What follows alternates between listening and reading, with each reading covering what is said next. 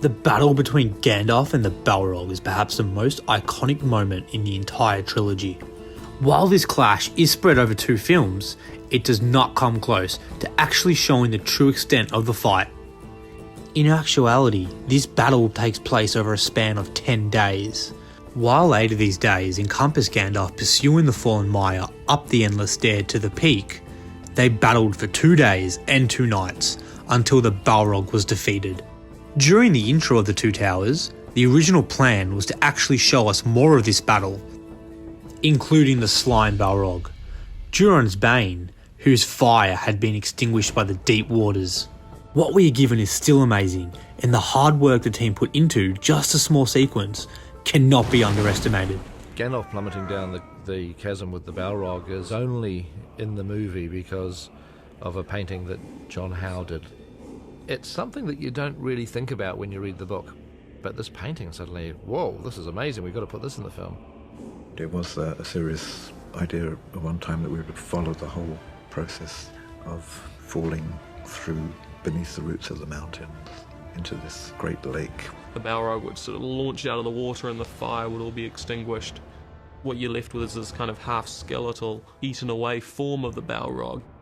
We ultimately just cut it out because it was sort of for budgetary reasons, really. I seem to remember it was just going to take a lot of effort to create the slime Balrog for what was only going to amount to a very few shots in the film. The scene was drastically shortened before we ever shot anything for budgetary reasons, because once Gandalf hit the water, remember we were going to have the Balrog turn to slime, and he was going to be like a slimy Balrog creature fighting underwater, and then they were going to have a battle up the staircase. There's sort of what's called the endless stair, and we had storyboards for all that stuff.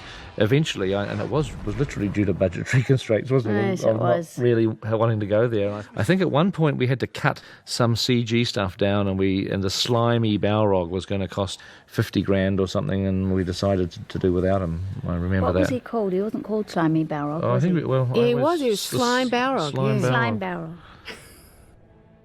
We did a large collection of motion tests at the beginning with some simple chasms to try and figure out what speed the Balrog should be falling at, Gandalf should be falling at, and I think Peter's general comment was, faster, faster, faster. A lot of it is not to realistically depict what the Balrog's doing, it's to give you that extra rush. In one of the shots, he actually travels 5 kilometers just in a single shot. We decided at one point, other than the close-ups, to go to a digital character on Gandalf, so as he's crawling over and flying, he can actually grab rather than just sort of sitting on the blue screen totem pole. Peter's saying it'd be really great to be falling down this chasm and have it basically open up, and then you just come back to this wide shot and you just see this speck sort of floating down. I did a drawing of that entire environment, that wide shot, which Peter liked, and then we got Alex Funke's miniature team to create the roof of the cavern. Visually, it is so exciting, and I think that has to be one of the most powerful openings for a movie. It goes so far beyond that little picture I did that there's practically no relationship between the two anymore.